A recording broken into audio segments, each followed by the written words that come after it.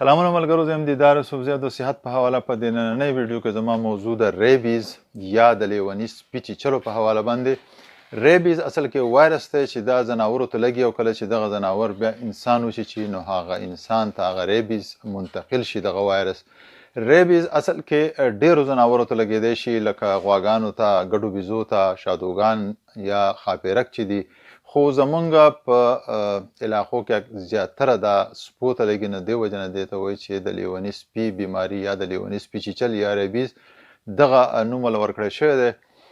دغه چې کله د سپي ته ولګي نو په سپي کې عموما علامات دی دا چې دغه سپی چې دی د اواز کینی، دی په لاره نیغ رواني، د خولې نه لاړې ساسي او سترګې نیغې نیولې یا خوا دې خوا دې نه ګوري، لکۍ عموما په ځان پسې راکاږي او دا شاتنۍ دوه خپې چې دا هم کمزوري شوي په ځان پسې راکاږي او دی غپاره نه کوي.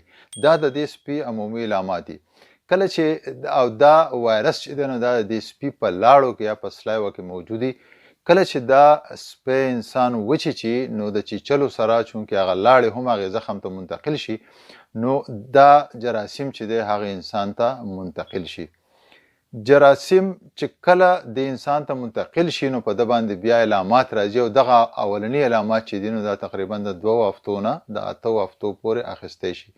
کله چې دا زخم جوړ شي نو دغه زخم بیا پکار ده چې لکه په هغې وخت باندې په صابون وینځلی شي، کم از کم 15 منټو دپاره هغه وینځلی شي، بیا پې پټۍ وشي. که دا زخم زیات د ګنډلو قابل نو پکار ده چې دی لوز سټیچنګ چې څه ته وایي یا داسې وګنډلی شي چې زخم راغونډ شي خو چې بند نه شي او دی بار بار انځلی کېږي چې صفا کېږي د او انټیبایوټیک ورسره بیا ورکړی کېږي.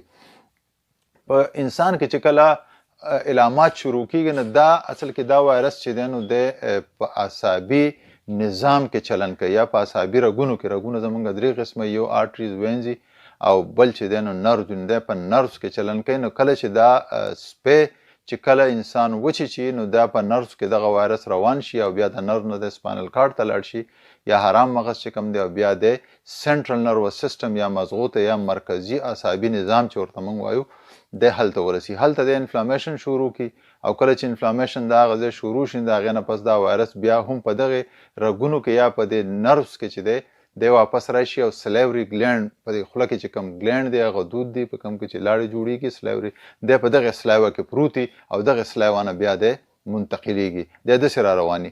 د دې د رسېدو د زخم نه د سر ته د رسېدو انحصار چې هغه عموما په 3 څیزونو باندې چې لکه دغه زخم یا چیچلی شوی چې دی د سر نه څومره لرې دی. که فرض که خپۍ چیچلي نو هغه به زیات وخت اخلي او که لاس یا مخې چیچلی نه به کم وخت اخلي.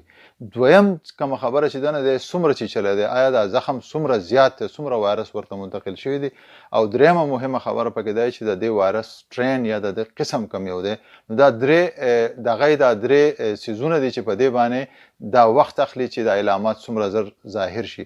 کله چې د مضغوط نه رسېدلی نو د علامات چې دي نو هغه عموما دی چې لکه د یخنۍ وهلو کوم علامات چې عموما هغه د دې سره سر دړي، زړی شي دی، الټۍ ورتلی او تبی. دا د دې عمومي علامات دی. بیا د 10 ورځو پورې تقریبا کم از کم اخلي چې دی مضغوطه ورسي او نور علامات ته د ظاهر شي. خو داسې کیسونه هم راپورټ شي چې د کاله پورې وخت یې اخیستی دی. خو بهرحال کم از کم د دې 10 ورځې چې نو دی مضغوطه رسي. کله چې دی مضغوطه ورسي نو د نور علامات بیا په انسان کې شروع شي او هغه دی لکه ایجیټیشن دته شروع شي. ایجیټیشن داسې چې لکه دا ټول وجود چې مسل دغه مومنټ چې هغه جرکې شي داسې زور کوي.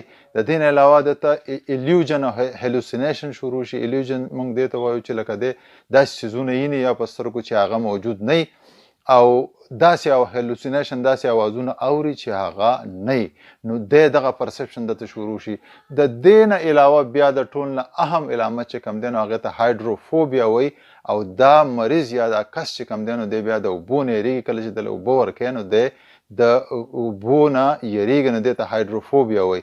او کله چې دی اوبه ویني نو دته د ریسپایریټري یا د ساه اخیستو د مسل چې کوم دی هغې ته پیرالیسس شروع شي، هغه کمزوري شي او د دې نه پس بیا دی په کومه کې لاړ شي او اخر تر دې چې تر مرګه ورسي. کله چې دا علامات شروع شي نو عموما دا 1 هفتې نه 2 هفتو پورې اخلي چې دا مریض اکسپایر شي یا دا مریض ختم شي.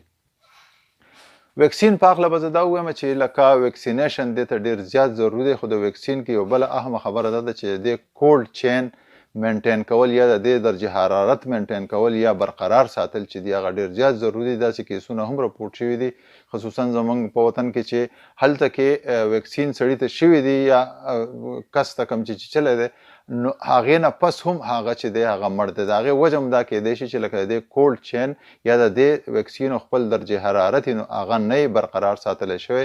د دې دپاره عموما چې نو هغه د 2 نه د 8 پورې ډیګري سنټیګریډ پورې درجه حرارت پکاري.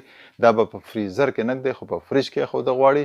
او کله چې تاسو ویکسین لګوئ نو پکار ده چې هلته لاړ شئ هغه فارمیسي ته یا کوم ځای کې چې لګي هلته پراته او هلته پسې ځئ ویکسین لګوئ. او که راوړئ هم نو پکار ده چې داسې شاپر یا داسې لوښی چې باید تاسو واوره واچوئ او هغه دغه د درجه حرارت د مینټین یا برقرار کنی نو دی بیا کار نه کوي دا ویکسین. عموما په دې کې مهمه خبره بله دا ده چې دا ویکسین اولنی ډوز چې کوم دی اولنی خوراک 0 ډوز ورته وایي په هغه ورځ باندې دله دا ستن وهل پکاري. دا اوس 15 نه د 20 ستنو پورې مختلف ویکسین دي په دې کې راځي.